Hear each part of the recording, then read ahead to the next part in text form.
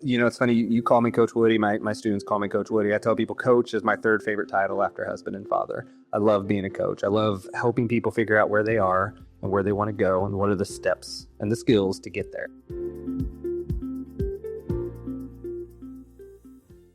Welcome back to the Business Spotlight. My name's Tim Brannion. I'm your host. We're excited for season 2.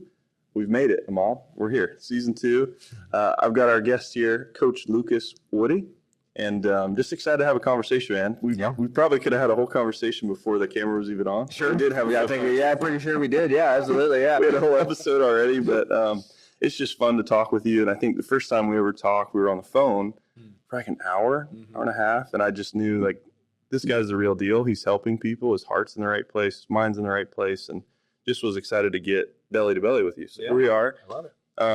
I know you a little bit more than our audience right now. If you would just kind of give the 30,000 foot view of who you are and tell us a little bit about your story, where you came from and what you're doing now. Absolutely. So I'm a Hoosier by heart and home. I've been here my entire life. I grew up in a little town called Dana, Indiana. If you've never heard of it, then I'm not surprised. If you have, you got lost. But town of like 500 people. We're known for the world's largest pile of outdoor corn.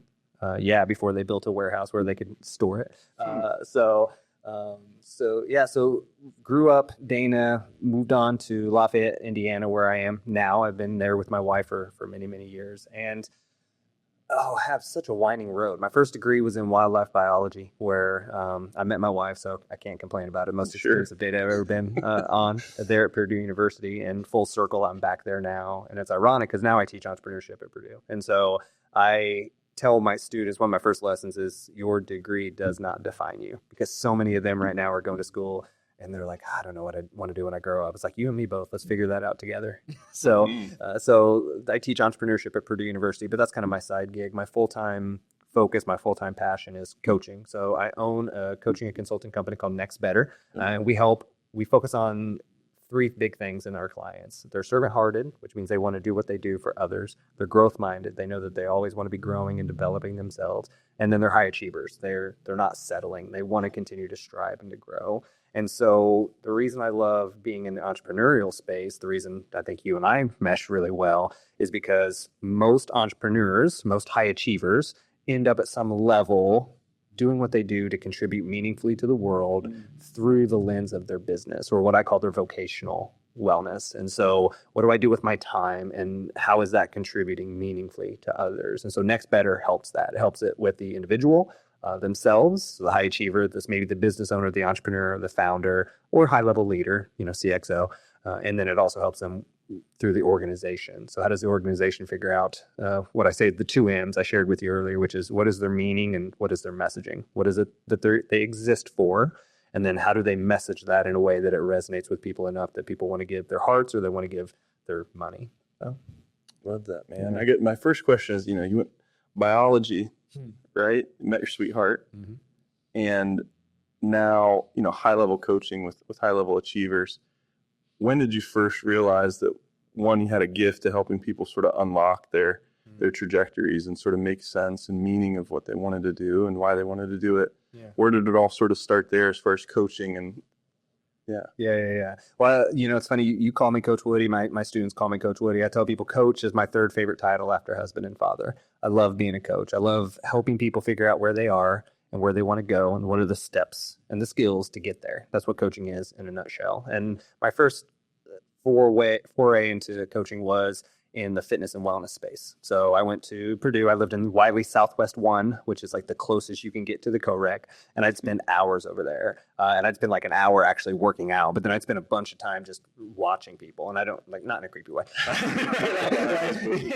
Just like really trying to learn and to grow. I found myself being a very curious person. I am admittedly, it's funny, I tell people all the time, I will work really, really hard to be as lazy as I possibly can. So I'll figure out what's the best way to get something done so that I can systemize it or I can make it so much more efficient so I don't have to keep doing it or keep wasting my time. Sure. And so I would find so many ways, especially growing up, of like, how do I do this the right way, but also the way that's going to get it done faster? And that lends really well to entrepreneurs because you got to figure out things very quickly, systemize it, and then move on with yourself. That's how businesses are built. And so I found myself being very curious about exercise and what are the best exercises for this or that. And what is it that's going to get me my results as quickly as I possibly can. And then lo and behold, when you start to learn something that is of value to other people, they want to know about it. So people started asking me questions about my fitness journey and what I was doing. And I found that I really, really loved that process of learning how to do something and then turning around and teaching somebody else how to do it as well. So that led me on a venture from running a health club. I started at the front desk because I needed a place to work out because I just lost my free gym when I graduated college, to running the front desk, to being the director of member services. And then I started to fall in love with fitness enough that I thought I wanted to be a personal trainer. So I went to get certified. Before I even became certified, I actually got the job as the director of fitness. So I was leading other personal trainers who had been doing it for years. I hadn't even done it for a day, and I was their leader. So that was a crash course in leadership. And so, but I became the director of fitness. I learned that, a lot of struggles along the way, started to run the health club, realized that I didn't like the structure of the commercial fitness setting. I didn't like the idea of tricking people into membership and then hoping they don't come. It works for some people, right? I'm not saying Planet Fitness is successful for a reason. It just wasn't my cup of tea. And so I started my own fitness facility. It's called Human Movement Performance and Rehabilitation. I got a massage therapy diploma somewhere in there, and my master's in kinesiology. And so then I started my own thing. It was out of my garage. Imagine trying to ask somebody, hey, you want to come work out of my garage and give me money, right? But I do like to say, I like to tell people, Harley Davidson, Maglite, Amazon, Apple, Ford Motor Company, what they all have in common? Companies, man. Garage companies, right? Something to it. Exactly. So I started that, and then that's where, to your question, I really fell in love with this idea of coaching, of helping people figure out what it was that they truly wanted to do. And I thought fitness was the space for that. What I learned over the years was fitness was one avenue that you can better your life. Turns out now that there are 8. That's the model that I've created, is there's 8 different places to do so. But what I started to find was, we talked about empathy, this idea that people would come to me and for some reason they'd open up very quickly. I don't know what, maybe it's the big ears, it lets down their guard a little bit, but they would come to me and we'd start off like, hey, I want to lose 10 pounds and get in shape. And most coaches know the process, the 5 whys. Why is that important to you? Why is that a goal? Why would that help you? And we'd get to a point where they'd start to say things like, I'm stressed out at work. I don't have time with my family. I'm not happy with where my life is going. And I'm like, losing 10 pounds isn't going to really fix all those things, right? And so I started to realize that the 10 pounds and the getting in shape was a Band-Aid for a much deeper problem. And again, I want to figure out the best way to do this thing so we don't have to keep, reinventing the wheel. So I started to find that people were setting these goals for themselves, but they were shallow, or they were not the full story. And so they'd hit this goal and then, okay, now what? I'm still not as happy as I thought it was going to be. I'm still not as fulfilled. And so around the time that I started to figure all that out, COVID hit. And so we all know what COVID did to the fitness facilities. And admittedly, we did okay through COVID. We had a 96% membership retention. So we were doing okay. People wanted to support us. But after COVID, that's when people started to question their habits, their routines. How much time do I want to devote to this or that? I'm out of the rut. And so I want to kind of do something else. And so that's when we started to see a trickling effect of people losing interest. And so I had a 1-year-old son at the time, going on 2. And I asked myself, do I want to pursue this? Or is there something else about this coaching that I really am passionate about or interested in? I started to realize I was losing interest in just the fitness. And because it was just a part of the bigger picture story. So I decided to, in 2020, actually, I had started the company that is now Next Better. And it was focused a little bit more broadly on how do we help people truly define what matters in their lives?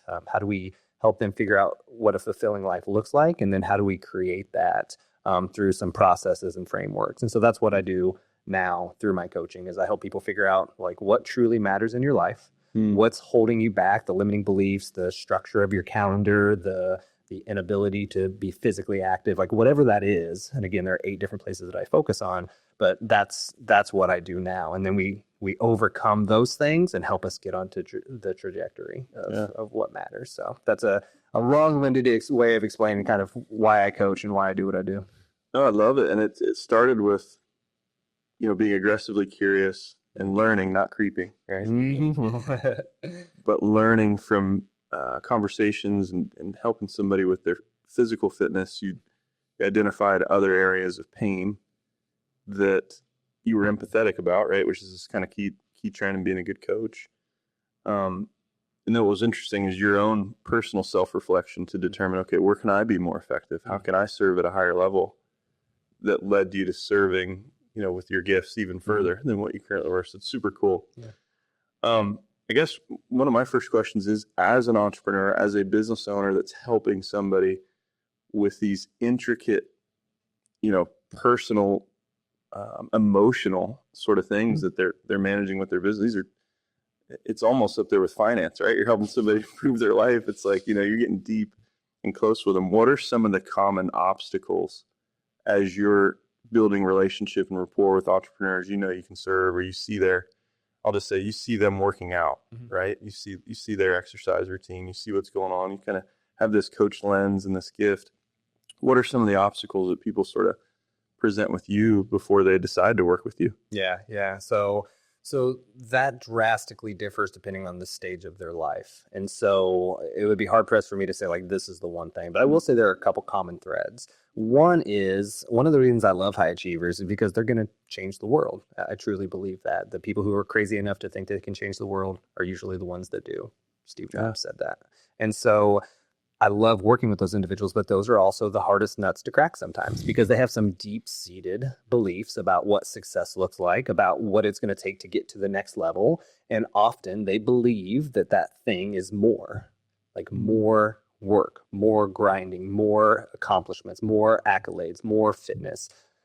And one of the challenges to that is there's an analogy I use a lot of, people are talking a lot about work-life balance, and we can call it whatever we want. There's so many different ways to have the same conversation. So I like using work-life balance a lot, but I don't believe in work-life balance. I believe in work-life integration. And the reason is because when you think of balance, the first image you have is what? A teeter-totter. Exactly, right? And so how do you balance a teeter-totter? Well, you same weight on both sides, right? So if I put an hour of work over here, then I have to put an hour of fun, life, whatever you want to call the opposite of work, over here. And for one, there's that misconception that they're opposites, right? If it's work, then life, and I have to keep those things separate. And so I put 2 hours over here. I got to put 2 hours over here, 3 hours, and so you can start to see the trend. If I keep going and going, what's going to happen to the teeter-totter? Right. It's just going to snap in half, right? Because it can't sustain that. There's only so many hours in the day. And so my philosophy is, and what I tell all my clients is, more is not better. Better is better. And until you can define that, you really don't know what enough looks like. And that is a conversation that so many high achievers I would love to have an answer to. When is it going to be enough? I don't know how many times myself I ask that question. When is it going to be enough? And so that's the first thing we define. What does enough look like? And I give a really good example a lot of times, especially my male clients, because we have this preconceived notion of like, we need to be certain level of fitness or whatever, right? Exactly. Mm-hmm. And so we talk about their fitness and they start to allude what they think peak level fitness is to whatever they feel was their peak level of fitness in their life. And that's typically going back to high school days, right? Yeah. So, they're like, oh, I'd like to get back to my high school weight and I'd like to, lift it like I did in high school and, get to, okay, well, what does that look like? Well, I want to deadlift, 500 pounds. Like, bro, you lift a laptop for work. Like, what are you ever going to need to deadlift 500 pounds? Sure. But again, if they haven't taken the time to ask themselves what is enough and really truly dive deep into the intentionality behind that, then that's the only answer they have is more, right? More than I used to do. That's the only measurement of success we have. And anything else is a step backwards. And let's not talk about going backwards to high achiever. And so that's for the first conversation. And what I found was what it really boiled down to is you need to know what you're doing with your life.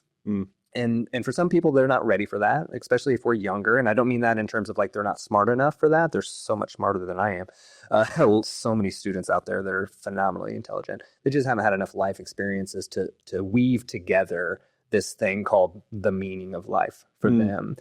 But so for those individuals, I'm going to approach them in a different way because their issue, like you're talking about, what is it that they're struggling with, is a little bit different. Usually, it's around social pressure because then biologically speaking, that's what we care about at that age is what our friends think of us for good reason. It goes back thousands of years. But that's the piece that they're worried about. What are my friends going to think? What are the people around me going to think? But for the individuals who are a little bit further along in life, people I typically do one-on-one coaching with, they're really struggling with, am I going to look back in 20 years and be happy with the decisions I made? Am I going to be fulfilled and satisfied with the path that I chose? Am I going to look back and know that I took care of the things I needed to take care of? And there's some pretty specific things that looks like for a fulfilling human.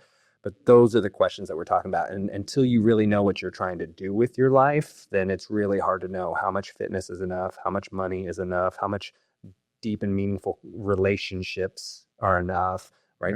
That's a hard conversation to have. And so that's typically what I'm finding when we can get past the superficial stuff, right? Like I'm stressed at work and I'm burnt out and my boss doesn't get it and my team's not listening. Once we get past that, that's really the conversation. And that's the stuff that I love, is being able to talk about that. I love that. How are people missing that, right? You go out, you build a business and you've got this energy, you're a high achiever, right? So you kind of just start making things happen and putting together the framework, the website, the videos, the products, you name it, right? All this gamut of things. How do you think it gets missed, right? Like do you like thinking through some of the bigger purpose or fulfillments and sort of creating systems or processes that don't necessarily serve? Yeah.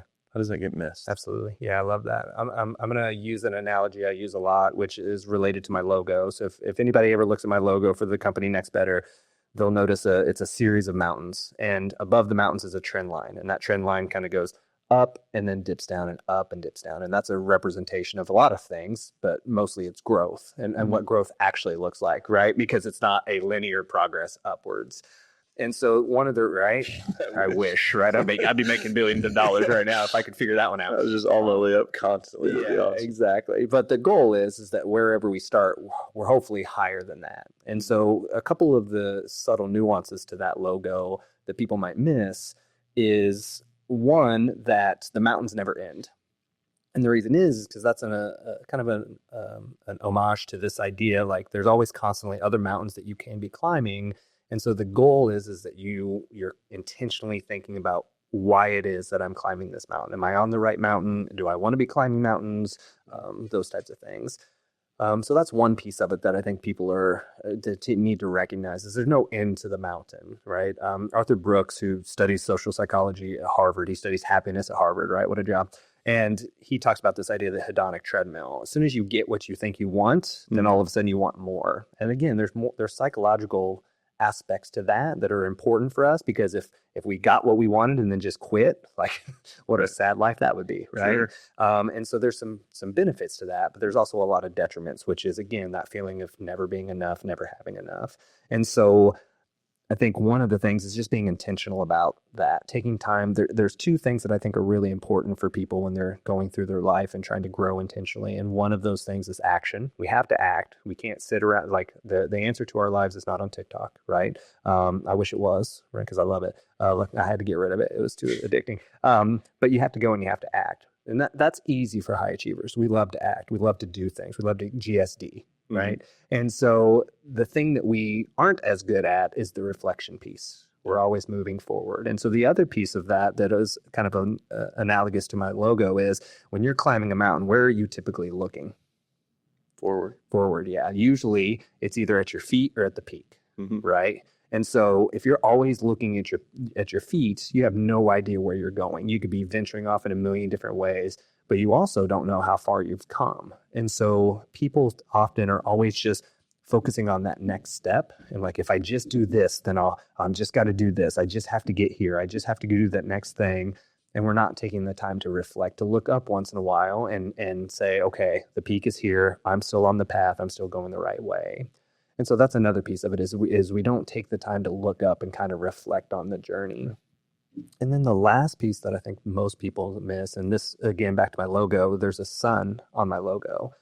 And the reason there's a sun is because, and this actually is a story from my past, I do adventure races, which are like long kind of ultra endurance events. It's like, I call it a Easter egg hunt for adults. So you go out in the woods and you hike, you ride bikes, you canoe, and you're looking for these little flags out in the woods. They give you a map and you go and look for these flags, and then you try to do it as fast as you can. It's so much fun. Yeah, so much fun.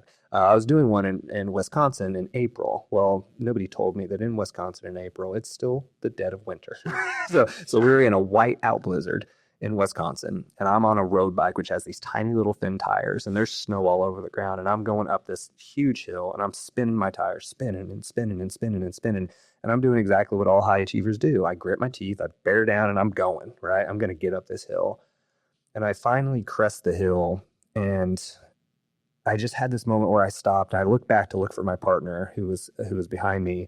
And when I looked back, the gray clouds from the snow had parted just enough for the sun to shine through and show this beautiful vista of Wisconsin in all of its glory. And it was magnificent. And if I hadn't taken the time to turn around for a moment and look at how far I had come, I would have missed that. I would have been focused on the road ahead of me and all the snow and all the gunk.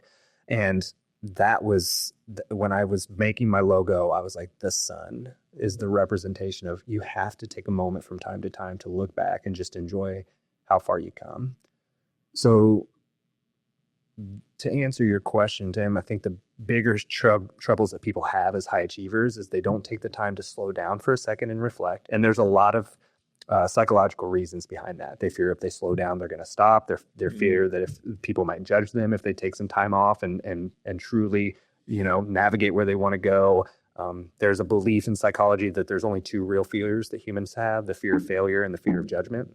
And usually people think that the only reason you fear failure is you're fearful that people will judge you for failing.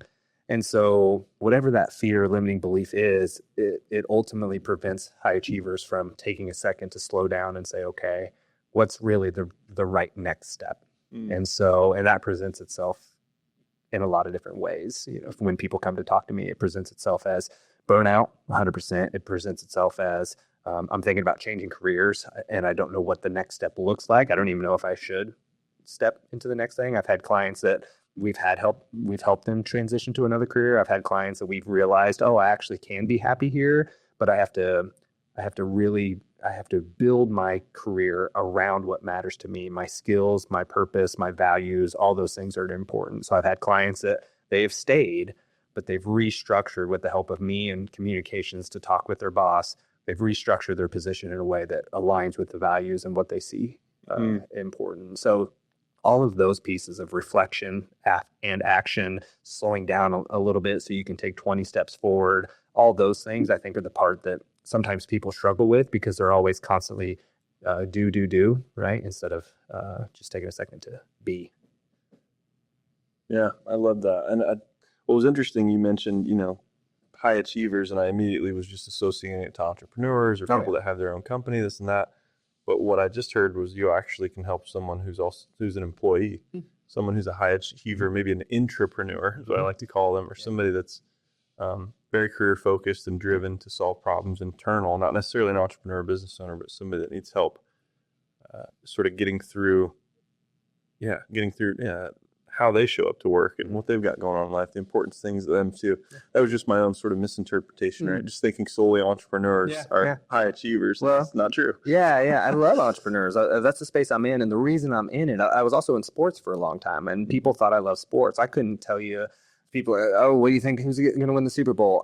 Who's in the Super Bowl? I don't know. And I had, high level athletes, D1, D3 athletes that I was coaching. If they were in a game, I'd go watch them because I cared about the human. I didn't care about the sport. And so I was in sports because I love the idea of performance, and who wants to perform at the best level? Sports, right? Athletes. And so it's the same thing with entrepreneurism. If I had to go to one spot and find the most high achievers that I could possibly go to, where am I going to go? I'm going to go to a convention full of entrepreneurs, right? Like the Global Entrepreneurial Network. Yeah. You better believe I'm going to be there. Why? Because those are driven, high achieving humans. They also need a lot of the things that I have to offer, which is how do I not identify so strongly with my business that I forget all the other aspects of my life, my spiritual practice, my physical practice, my mental health. That's a big piece of that. I'm doing a workshop for a company called Plug and Play. They're here in Indiana. Yeah. Brandon. Shout out, Brandon. Yeah, absolutely. Eileen, the gal behind the scenes, Carlin's, they're a great team. And I'm doing a workshop with them to better understand how to help entrepreneurs not identify so strongly with their startup. Because what's the goal of most startups when they associate with venture capitalists? Right. Achieve more, make more money. Exactly. Make more money and then ultimately exit. And if you're so identified with your company, this thought of exiting scares you because now I have to let go of my baby, which is really, I have to let go of my identity and who I am. Who am I if I'm not an entrepreneur? Well, entrepreneurialism in my mindset, or my mind is a mindset.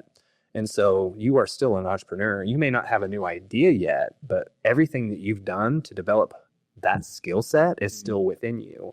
And so it's how do I help you identify or not identify so strongly with what you do, and instead help you understand why you do what you do so you can go and continue to contribute. So to your point, entrepreneurs are very, very much easily identified as high achievers. And so that's a world that I love to be in simply because they're there. I love that. And something that you were mentioning, I wrote some notes down. So, and I'd be curious how impactful and helpful you would be to some of my military brothers and sisters that take this identity of, I'm a, whatever their MOS or AFSC or their job was in the military. They tend to wear that.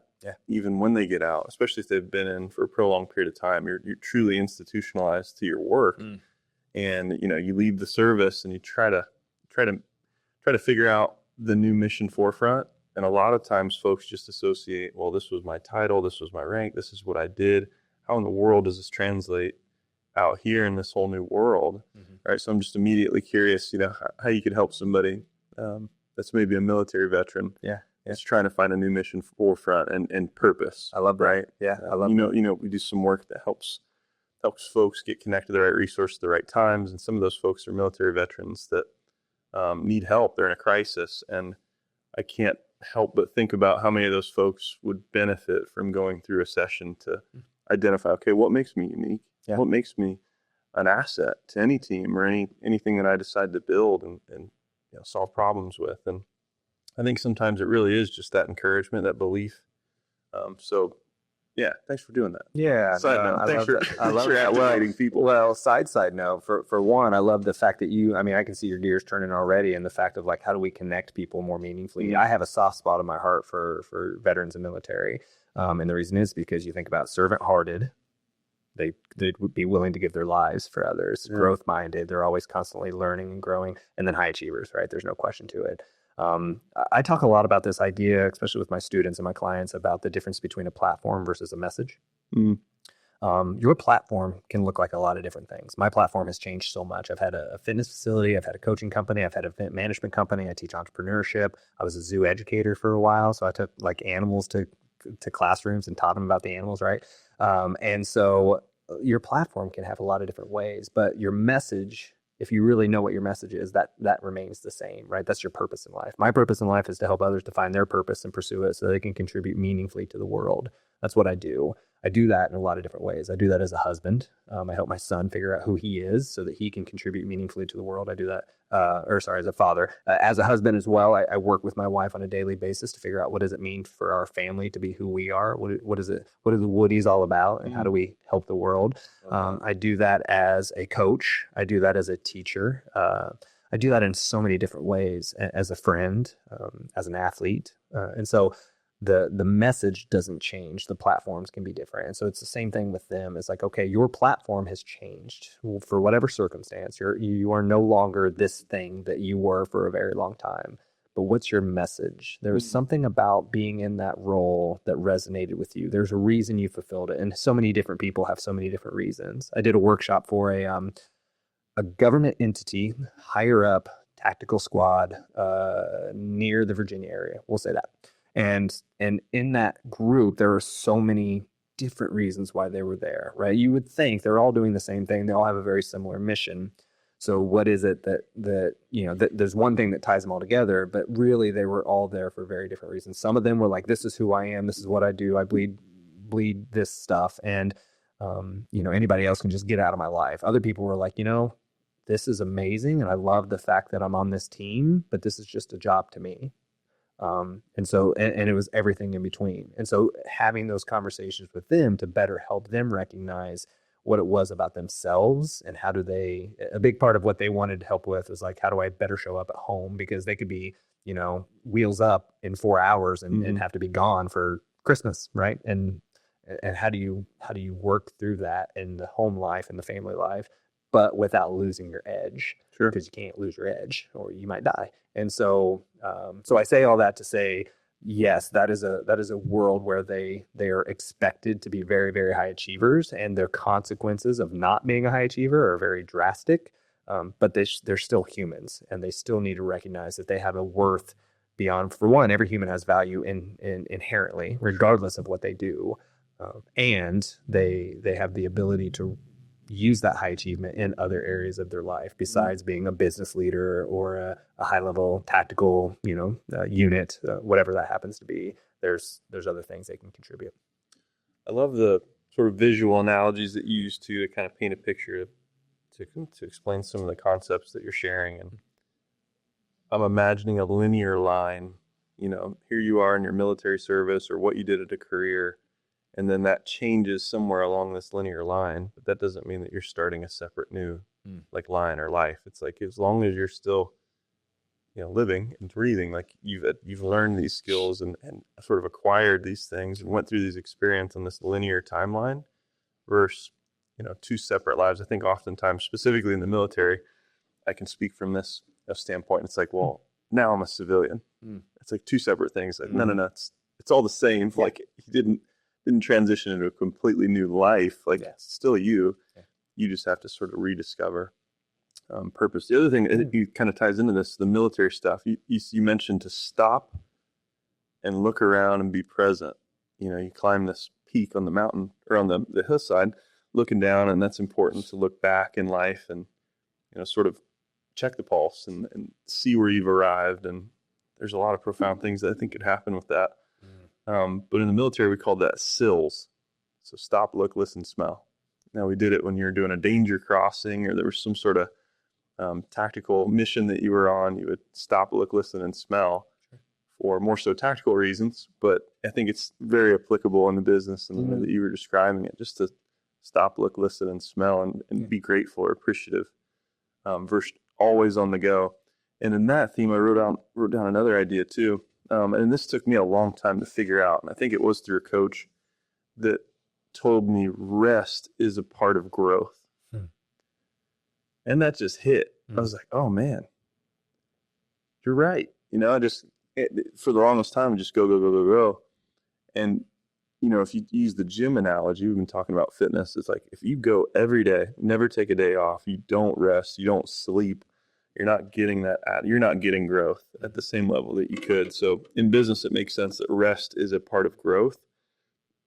I think in your experience, do you notice that a lot of guys just aren't even resting at all? Like physical aspects, they're maybe missing some of those things. Guys that are high achievers, are they resting commonly? Yeah. Love you to do experiments sometime when you're hanging out with some of your high achievers. And I know you go in those circles because you are one. Tell them that you took a nap the other day. And see how even you were like, a nap? How dare you? What? Right? Like, we're in the United States of America. If you're not grinding, you're dying. Right? Yeah, that's my favorite experience, is just to tell somebody, I took a nap the other day. It was phenomenal. And they look at you like, oh, I thought you were a high achiever. I thought you were out here doing stuff. Right. It's like, how dare you take a second for yourself? And so do I think that people struggle with rest? Absolutely. Sure. And I think it's multifaceted in terms of why they struggle with it. I think for one, it's even you and I sitting here talking about the importance of rest. When we think of taking a nap, we're like, ooh, maybe not like that much, right? Maybe a 3-minute, break where we sit and smell the roses. But we have this preconceived notion that rest is some sort of negative thing. Again, it's slowing down and it's stopping. And so I think I think that's a piece of it, and we have to restructure and reframe what rest looks like, because again, more is not better. Better is better. And another analogy I use all the time is I'll ask my students or my clients, do you wish you had a little bit more time to just relax and chill out for a while? Oh, absolutely. Okay. If somebody in a stoplight doesn't go until the light is turning yellow and red, and it forces you to stay at that stoplight another turn, what's your reaction? Oh, I'm going to be just horrible. Yeah, exactly. I'm going to be screaming, honking, putting up fingers that I probably shouldn't in public. Right? Okay. Well, what's the difference? You just were given 2 minutes to calm down and rest a little bit, and yet you're angry about it. And yet when I ask you if you'd like more time on your hands to relax and do nothing, right? And so there's this misinterpretation of what resting and recovery looks like, and we don't actually know what we want out of our rest and recovery, because again, it's not intentional. We think that we have this preconceived notion that rest and recovery should be a vacation. It should be only like, I should designate it for these things. And so one of the practices I use a lot with my clients, and if nobody gets anything else from this, if you're a high achiever out there listening and you get nothing except this piece, I think is really, really important, is what you talked about with your SILs, was it? Is basically what is boiled down to in psychological terms as mindfulness. And so there's only 6 things that are actually happening at any one moment. They're the 5 senses, right? There's sight, there's smell, there's sound, there's taste, there's touch, and then the last one is thoughts, right? Those are the only 6 things that are happening right now in this moment. The other things that we typically are struggling with, the things that we struggle with the most, are the thoughts. We're always constantly thinking of the future and what could happen or what should happen or what won't happen, or heaven forbid, what the things we don't want to happen will happen. And so that's where fear and anxiety and all of those things kind of come from. And so the reason they tell you need to focus on what were the 4? SILs? Yeah. Stop, look, listen, smell. Stop. So you have to stop for a second. Look, listen, smell, right? Those are the 3. You're probably not going around tasting things, right?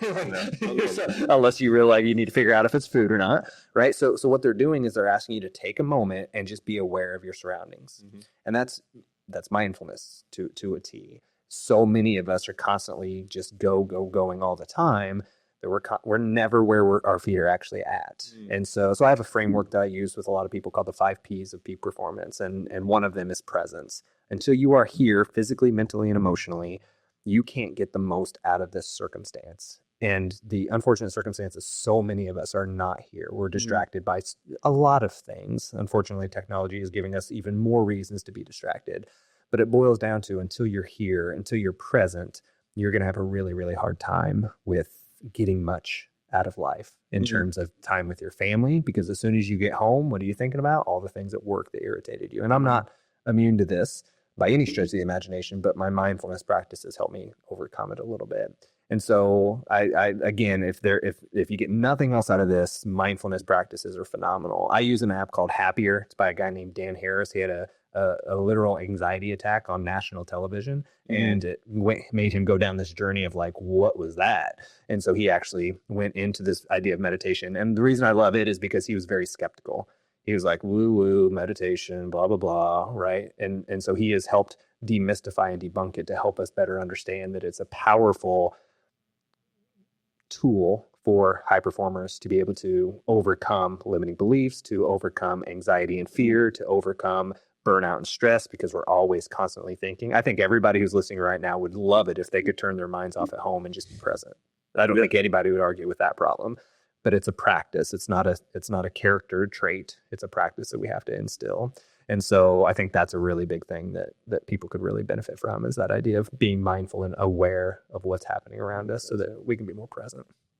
I love that. And what a gift when you actually are able to do it. Like the rare times that it does happen when you can be with someone. Yeah. And, you know, especially people that really matter to you, like your spouse, significant other, your kids, when you're not distracted by the notifications or the cheap dopamine. And what a big battle right now, right? Like there is a war on our attention, I think.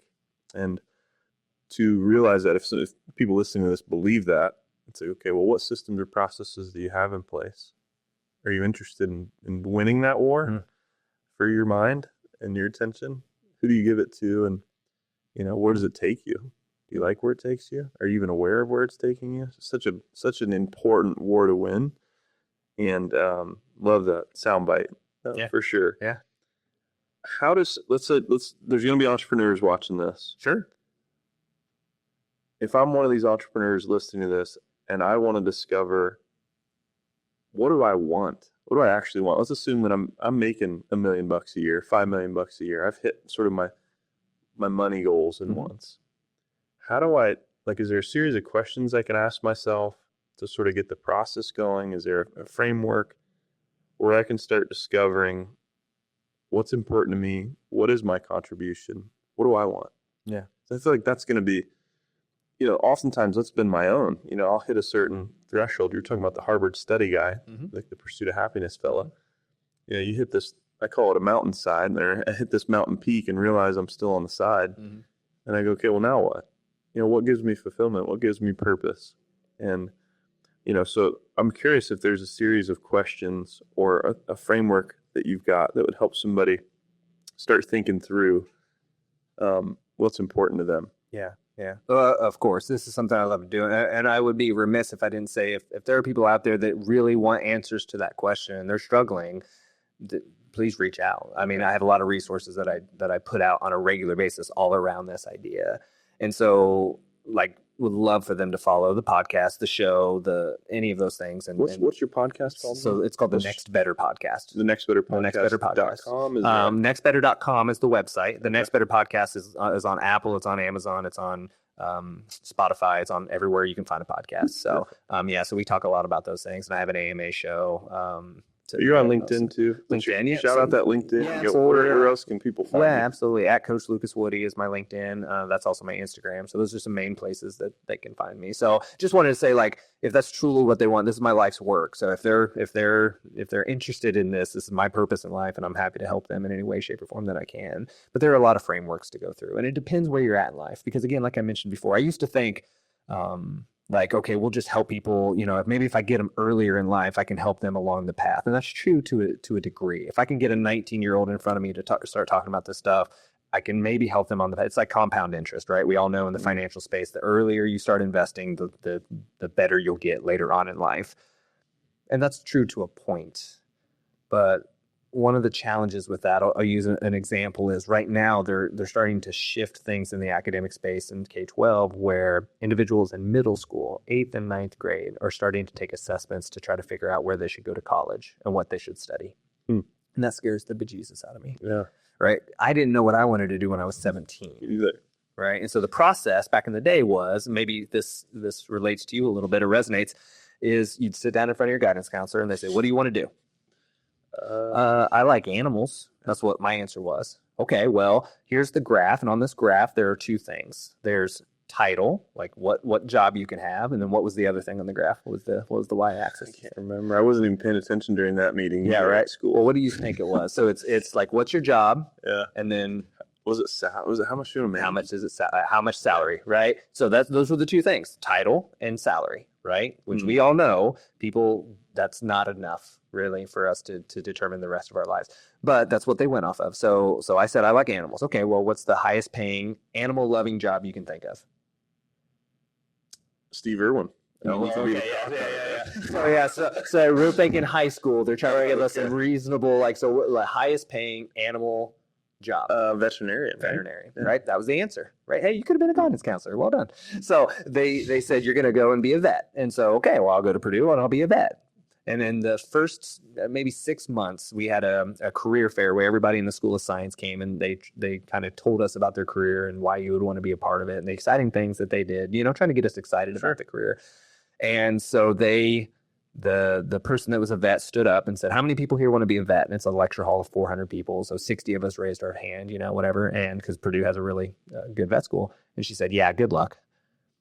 And I was like, whoa. That's not very motivational. And the point was valid. It helped me actually a lot in my life, because it made me stop and go, why am I here? What am I actually trying to do? And so many people are like that in college as 19-year-olds. And now we're trying to get them as eighth graders to try to figure out where they want to go. It's just not fair to them. And so I say all that to say, if you are a younger individual, please recognize that you probably don't know what you want to do with your life, and that's okay. I don't either. I have a good sense of what I want to do. I know my purpose, but there's a lot of things in life that can change that. Circumstances can change. You talked about the idea of going from military to civilian life. That's a huge transition. That might change somebody's trajectory drastically. Having cancer, a tragic loss of a family member, a lot of things could change the trajectory of your life. So I can't sit here and say, this is what your purpose is in life and this is all you're going to do. And I know it because I don't have a crystal ball. Nobody does. And as you're younger, you just don't have a lot of life experiences that are going to help you build this framework. So if you're younger, try things, do things, go out and enjoy something. Or some of my best life lessons, you probably can say this as well from yourself, were from things I hated, things that I did not enjoy doing. And what it boils down to is they went strongly against my values in life in one way or the other. But I have to know what those are to resonate with that. So go out and try things and do things and experience them. And again, action and then reflection. I love journaling. I created a journal for the simple fact that I love that idea of taking action and then reflecting on it. And so that's a thing that I think the younger individuals should do. Act and reflect, and then find somebody, a mentor, a coach, somebody who they can bounce ideas off once in a while. Somebody who's preferably not your friend, because your friend, have lots of those, but your friend is going to be like, I don't know, bro, let's just hang out and chill out for a second. You work too much, right? It's like, that's not helpful. And it can't be your mom, because your mom loves you to death and she wants you to be happy, but she wants you to be safe. So take the safe job, right? Do the safe thing. And so that's what I recommended those individuals. If you're older, if you're in your 30s, is typically a place where people really start to figure out, like, what do I want to do with my life? Or sorry, what's the meaning of my life, right? Not what do I want to do. In your 20s and 30s, that's when you, like 20 to 30, that's when you're building your life. That's when you're doing the stuff and getting the career and trying to build your income, things like that. That is, again, action and reflection. But then you can start to ask yourself, what are the values that I stand for? What are the things that really matter to me? There's a book by Simon Sinek called Start With Why, which is a really popular book. Well, he brought out a tactical book called Find Your Why, and it actually has a process where you find somebody who you can partner with, and somebody, again, who's not your friend, who doesn't know you, not your mom, but you're comfortable enough sharing stories with. And you go through the experience of your life that have been high and low. And you talk about, and this is similar to the process that I use, and you talk about those experiences and why they matter to you. And then your goal is to kind of pull out this common thread or theme of why these things matter to you and what way they do. And that is the way that you can start to find kind of your why statement or what you feel you're on this earth to do. And again, if you have experiences in your life that mold you in a different way later on in life, it may change your trajectory a little bit, and that's okay. But that's kind of a good way to go about doing that, is looking at those highs and the lows and really asking yourself, what was it about that helped? The reason it's important, the reason I love doing what I do, but the reason it's important is to have somebody else to guide you through that, is because you're too close to it. They're so often when I'm helping people figure out their purpose in life, I've had some clients who literally have told me, I don't think this is going to work, but I'm willing to try it. And they're growth minded. That's what I love about them, right? So I don't need you to believe in it. I need you to trust me enough to go through the journey with me. And they've come out on the other side and said, I never in a million years would have thought that I could narrow my life into one sentence, but we did it. And now, oh man, that's the feeling. That's what I get up for, right? Is to figure that out. And so that's the reason you need somebody else to do that, is because you're so close to it. You might be a limiting belief of yourself. You might not believe that that's true, or you're not capable of that, or something in your history has told you that that's not the right thing to do. And so those are the very experiences that probably define who you are. A lot of my experiences in life and why I am the way that I am is because somebody modeled the exact opposite for me, and it hurt me a lot, or it repulsed me in some way, to the point where, like, it really bothered me. And so one of my core values is responsibility. And the reason is because I've seen a lot of people in their life not take responsibility for their lives or their actions or the things that have happened to them. And that usually one of the first things that will, quote unquote, set me off, right? I don't get too angry too fast, but is when people are blaming others for their situation. Yeah. And I get there's a lot of things that are happening, but that's one of the, like, it can be somebody else's fault that something happened to you, but it's your responsibility to do something about it. And so that's again, so yeah, I get jazzed up about but helping people through that, find somebody to help you. It doesn't have to be me. I love doing it. It's my purpose in life, but I only take on 5 clients at a time. So I can't help everybody in this world. I'm working on courses and things to help people with that, but ultimately find somebody who can help you with. So that book's a really good tactical framework to do that. There's other ones out there. I have a life purpose certification. So there's frameworks out there that can help you. The biggest thing is having somebody help you along the way, because that's the piece that we oftentimes struggle with. And when things get hard, and I'm no stranger to this, but when things get hard, we typically go for the easy way out, right? And you mentioned earlier, like, why do high achievers struggle with this? Because it's easier for us to keep grinding, to answer the other emails, to do the job, to work on the project, than it is to take a second to think about, why do we do what we do? Oh, yeah. Yeah. So that would be my recommendation for people who are working on that. And I think it's a really important thing to work on. That's deep. Dropped a big bomb. It's so hard. It's easy to say, it's hard to do if you're the individual that's living in that, where you've got pain or you've got turmoil, you got things that happen to you in your life, but you don't have anybody to walk through them with, and take an extreme ownership, right? Confessing and being accountable to the reality that you're in right now. That's a hard thing for people to do, because you may put some light on the reality that you put on some weight. You're fat. You know, you may put on this reality or this understanding that you've been rude to people. You're mean, you're hurt. You know, it may require that you take off your jacket of pride. And as a high achiever, that's especially hard to do, because you're the man or you're the woman. And, not easy, but I totally agree with what you're saying.